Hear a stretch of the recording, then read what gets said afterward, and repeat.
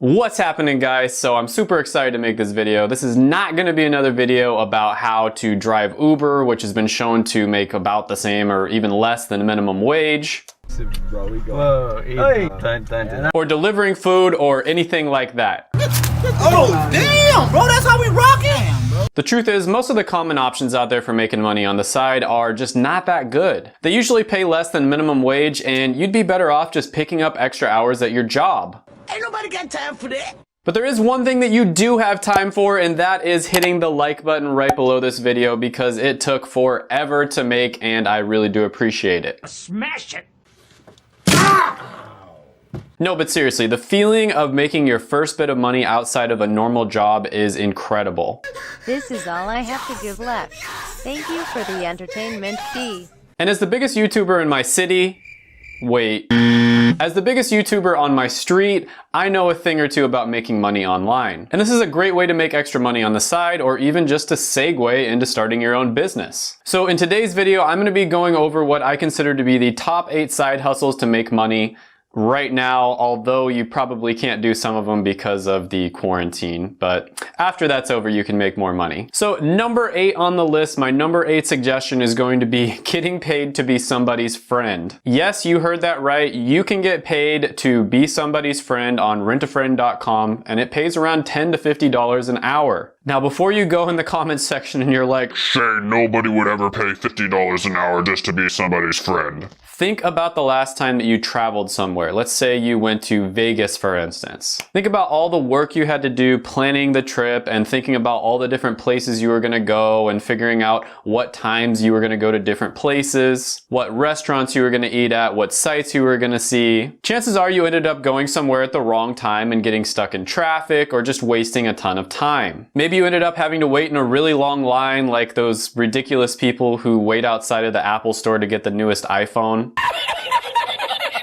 Now, for instance, I lived in Las Vegas for about 3 years while I was going to school, and I consider myself basically a local because I did go out and explore it a lot, and I can basically tell you the spots that are completely overrated and the ones that are really good. And with this site, you can basically just hire someone to show you around the city, and it's kind of like having a personal travel guide. And if somebody's a local, they've been living there for years, and they know all the best spots, they can pretty much show you which ones to avoid so you don't waste your time and your money, and which ones are worth it. This way, you don't have to spend as much time researching, and the whole experience is just going to be a lot smoother. And Las Vegas is a really good example because the big casinos spend so much money marketing to people. They want you to think that their attractions are the best, even though in reality, a lot of the time, the funnest things to do are the ones that have zero marketing. And a lot of the great spots in Las Vegas, for instance, are the ones that you would only know about if you're a local. And then a lot of the time with the spots that are really well known, there's certain times that are better to go to them than others. So for instance, I could tell you the best times to go to the Las Vegas sign in order to get a photo with it so that you don't have to stand in a long line. So if you're familiar with the city that you live in and it's a place that a lot of people like to travel to,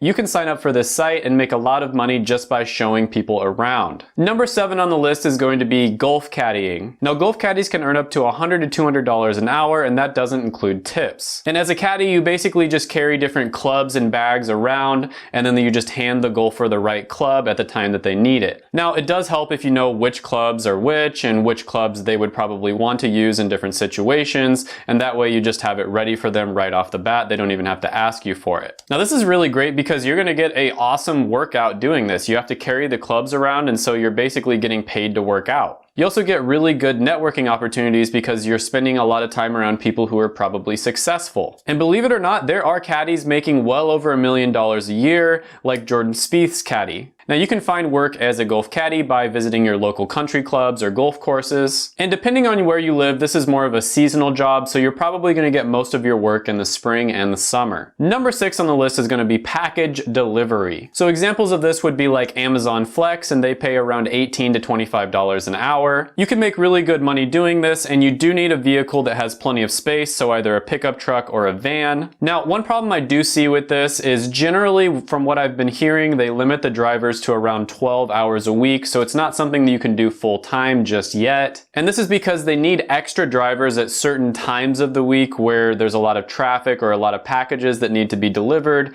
and then they don't need them at other times. It's also a little bit seasonal in some ways because you're going to get way more hours if you're working during the last 3 months of the year, known as Q4, just because there's so many more packages being delivered around that time. Number 5 on the list is going to be moving and hauling. Now, this is one of my absolute favorite side hustles. I've been doing this ever since I got my first vehicle when I was a teenager. So whenever somebody moves or they buy a new couch or they get a new washer or anything like that, they need somebody that's going to move whatever they want moved from point A to point B. And that somebody generally has to have either a truck or a van. And a lot of the time, the big moving companies, the ones that are in your city, have minimum service charges, or they will only help somebody out if they're moving them for like several hours. So if somebody just wants one object moved from point A to point B, they generally can't hire one of these big companies. Either that, or they do hire the big company, they pay for 3 hours, and it only takes like 45 minutes to do the job. So most people end up begging their friends who have trucks to help them,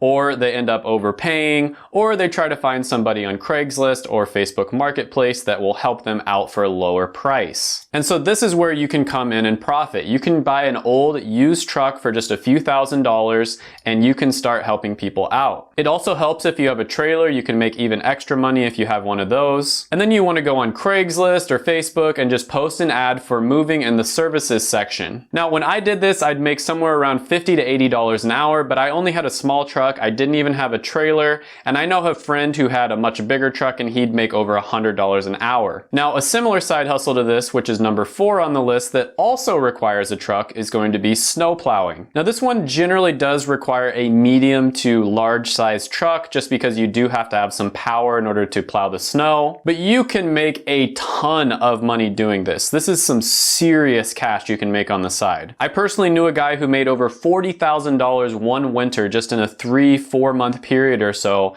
just from plowing snow. And if you don't believe me, look on sites like plowsite.com where people who do this talk about how much they make. Now, this is obviously a seasonal business, so you can only do this a few months out of the year, but you can make some serious cash on the side. And you can even combine this one with number 5 on the list where, 8 or 9 months out of the year you're doing moving and hauling, and then 3 months out of the year you're plowing snow. And of course, this is a business that probably won't work for you if you live in San Diego where it hasn't snowed since the 1960s. Now again, you'd use Craigslist or Facebook to post this service, and you'd also get a lot of business by word of mouth just by doing a good job, and then other people will tell their friends about you. Or if that's too much work for you, you can always consider other sources of income. Just kidding. Number 3 on the list is going to be a seasonal house decorator / personal shopper. A lot of wealthy people want their houses to be decorated, but they don't want to have to do it themselves. So one thing you might be noticing on this list is a lot of these jobs are seasonal, and that's actually a good thing because that means big companies can't come in there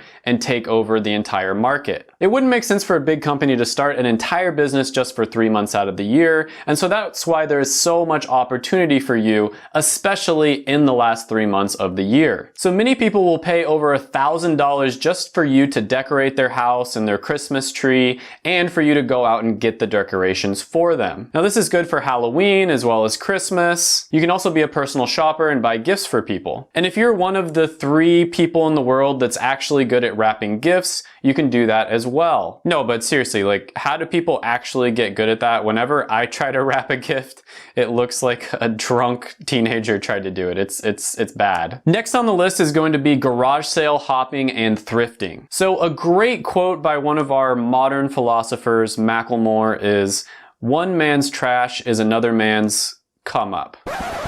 Wait, what? Anyways, you can find amazing items at garage sales for pennies on the dollar. Antiques and collectibles are great for making money. Furniture is really great for making money if you have the room to store it. There are a ton of options out there, you just have to be creative. And the best place to look for things to sell is to go on eBay and then look at the completed listings section. And this will give you an idea of what something is buying and selling for on the market. And all you need for this is a phone and a laptop. Now this is one I've been doing since I was in my early teens. I didn't even wait until I had a truck or a car to do this. Now a slightly different approach if you live in a college town is to wait until the end of the semester, and inevitably so many of the students will end up just getting rid of all their furniture, a lot of the times their TVs and different possessions, and they'll just leave it on their lawn or leave it right next to the dumpster. And I know this sounds gross, dumpster diving and stuff, but I found a fully functional flat screen TV one time that was worth $800 brand new, and it pretty much looked brand new that some frat guy left outside of his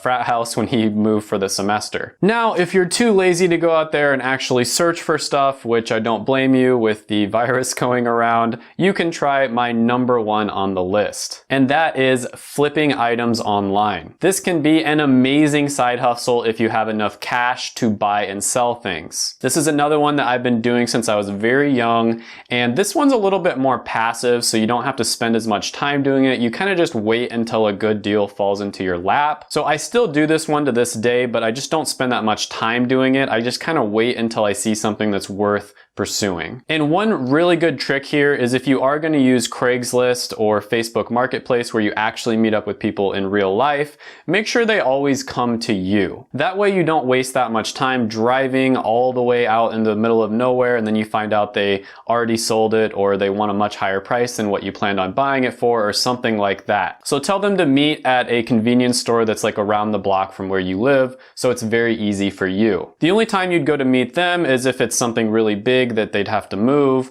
or if it's just such a good deal that you have to go. Now, I've also sold a ton of different items on eBay. One I had some pretty good success with was colognes as well as perfumes. Another one I've heard of is buying different keyboards for laptops, like an old broken MacBook Pro. You buy the keyboard and then you sell the individual keys for sometimes $3 or even up to $10 for each individual key. So you might buy the entire broken laptop for $30 and then you sell all of the parts for somewhere around $300 to $500. I've had a lot of success with phones, iPads, different accessories, laptops, game consoles, bikes. The trick here is to just be creative, keep an eye out in the market, and just think of different things that people might be looking to buy. You know, people do this with cars all the time as well. They'll buy a broken down car and then sell each individual part for sometimes 3 to 4 times what the car would be worth. And you always want to avoid any item that's in a competitive niche. So something that big companies can manufacture, like for instance,